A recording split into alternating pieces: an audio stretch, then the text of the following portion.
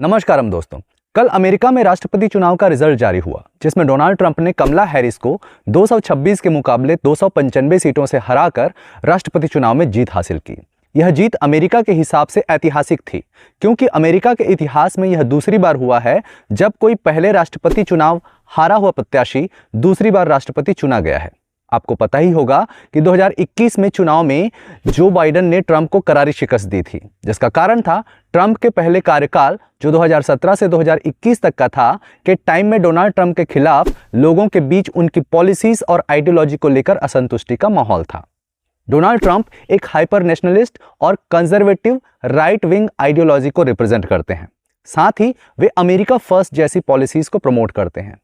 कई सारे मसलों में उनका स्टैंड काफी बोल्ड भी रहा, जिसमें मैक्सिको से आए हुए माइग्रेंट्स के खिलाफ एक्शंस शामिल रहे, जहां अमेरिका में होने वाले क्राइम्स में इन मैक्सिकन माइग्रेंट्स की हिस्सेदारी ज्यादा देखी जाती है। उनके पहले टर्म में उन्होंने सत्ता में आते ही 7 मुस्लिम देशों के लोगों पर अमेरिका में ट्रेवल पर बैन लगा दिया था। इन सब के चलते ही उन्हें एंटी माइग्रेंट्स और इस्लामोफोबिक का टैग भी दिया गया, और इन्हीं सब कारणों से पिछले चुनाव में उन्हें सपोर्ट नहीं मिला और वे चुनाव जो बाइडेन के खिलाफ अच्छे ही मार्जिन से हार गए थे। पर इस बार वहां की जनता ने उनकी इसी आइडियोलॉजी के चलते उन्हें फिर से यह मौका दिया है, और डोनाल्ड ट्रंप का जीतना बहुत हद तक अमेरिकियों के स्टैंड को भी साफ करता है कि वहां की जनता क्या चाहती है। अब यह देखना इंटरेस्टिंग होगा कि ट्रंप के राष्ट्रपति बनने के बाद वैश्विक पटल पर अमेरिका कैसे अपने आप को रिप्रेजेंट करता है, क्योंकि जो बाइडेन सरकार के कार्यकाल में रूस यूक्रेन वॉर और इजराइल हमास वॉर में अमेरिका ने जो भर भर के पैसे बहाए हैं, वह भी डोनाल्ड ट्रंप के जीतने के पीछे कारणों में एक है। इन कारणों ने भी जो बाइडेन के खिलाफ एंटी इनकम्बेंसी को बढ़ाने का काम किया। चूंकि डोनाल्ड ट्रंप एक बिजनेस बैकग्राउंड से आते हैं, जिसकी वजह से उनकी पॉलिसीज में ज्यादा फोकस अमेरिका को आर्थिक रूप से और विकसित बनाने का लक्ष्य दिखता है। और यह सच भी है कि उनके शासनकाल में एक भी युद्ध नहीं हुआ। खैर, अमेरिका के चुनाव की बात करना कुछ मायनों में हम सबके लिए जरूरी हो जाता है।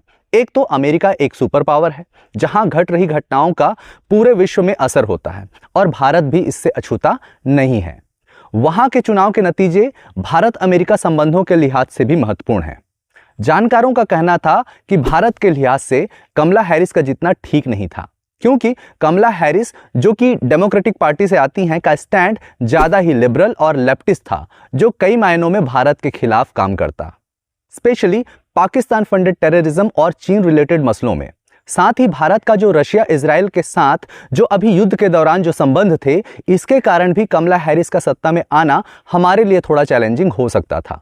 इसके इतर डोनाल्ड ट्रंप, जिनको एक राइट विंग पॉलिटिशियन के तौर पर देखा जाता है, जिनकी आइडियोलॉजी नेशनलिस्ट और अमेरिकी कल्चर को सहेजने की है, वैसे ही आइडियोलॉजी हमारे प्रधानमंत्री मोदी जी की भी है। तो इस लिहाज से भारत को डोनाल्ड ट्रंप के आने से थोड़ा फायदा पाकिस्तान और चीन की तरफ से हो रही समस्याओं से लड़ने में हो सकता है। हालांकि ट्रंप का जीतना भारत के नजरिए से चैलेंजिंग भी है, क्योंकि भारत जिस तरह से डी डॉलराइजेशन जैसे मुद्दे को लेकर सीरियस है, वह भी शायद ट्रंप की पॉलिसीज के अगेंस्ट है।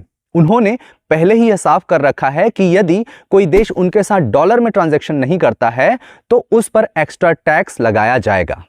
और दूसरा, भारत से अमेरिका माइग्रेशन संबंधी नीतियों पर भी थोड़ी समस्या देखने को मिल सकती है।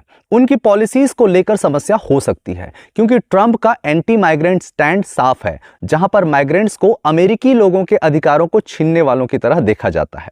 खैर, यह तो भविष्य में ही साफ होगा कि भारत अमेरिका का संबंध आगे कैसे शेप लेता है। पर मोदी जी और ट्रंप के पिछले कार्यकाल में संबंध बढ़िया थे, और उन्हीं के कार्यकाल में ही हाउडी मोदी का भव्य कार्यक्रम भी संपन्न हुआ था, जो ट्रंप के साथ मोदी जी के मजबूत संबंधों को दिखाता है। आज के लिए बस इतना ही। धन्यवाद।